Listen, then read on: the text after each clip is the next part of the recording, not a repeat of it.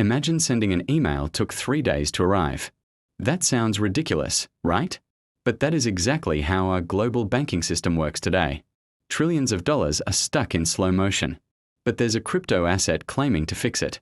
Let's talk about XRP. To understand XRP, you have to understand the Nostro problem. Right now, if a US bank wants to send money to the Philippines, they can't just send it. They actually have to keep a pile of cash sitting in a Philippine bank account just in case they need it later. This is called pre-funding. It ties up trillions of dollars globally, capital that is doing absolutely nothing. It's expensive, it's slow, and it's the backbone of the old SWIFT system. Enter XRP. Ripple designed this digital asset to be a bridge currency. Instead of parking money in foreign accounts, banks can now use on-demand liquidity. Here's the play. Banker converts dollars to XRP.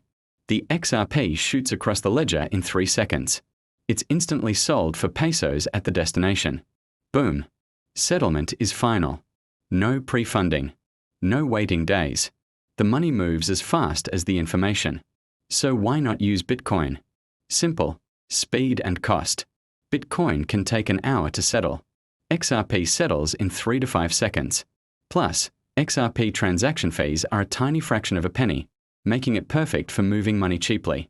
The real endgame? Central bank digital currencies.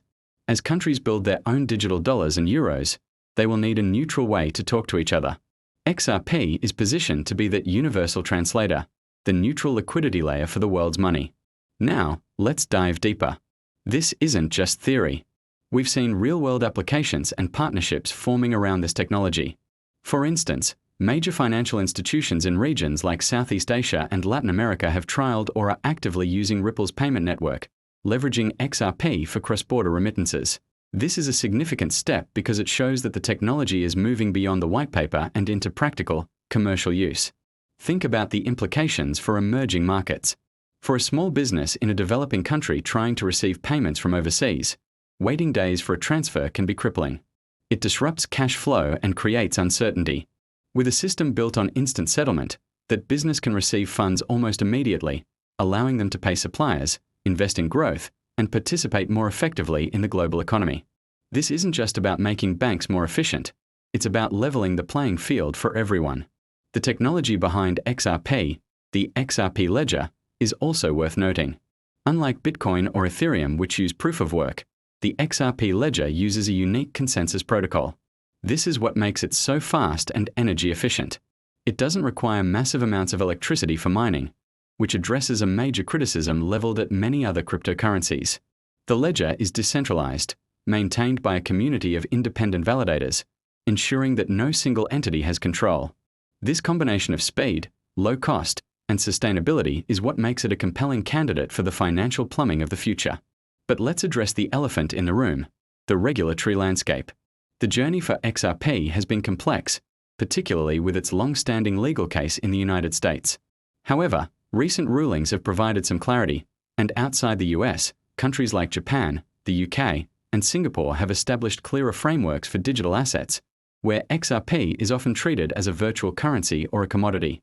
This global regulatory patchwork is evolving, and it will be the single biggest factor determining how quickly this technology can be adopted on a massive scale. So when we look at the future, we have to consider this interplay between technology and regulation. The vision of a world where value moves as seamlessly as information is powerful.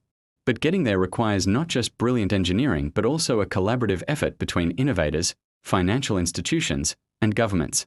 The idea is to upgrade the existing financial system, not completely upend it overnight. Think of it like upgrading from dial-up internet to fiber optics. You're still sending information, but you're doing it on vastly superior infrastructure.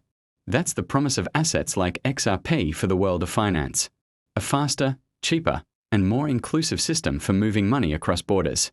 The foundation is being laid right now, and the next few years will be critical in seeing how these digital bridges are built and who decides to cross them. Is XRP the future of banking or just another coin? Let me know in the comments below. Don't forget to like and follow for more crypto breakdowns.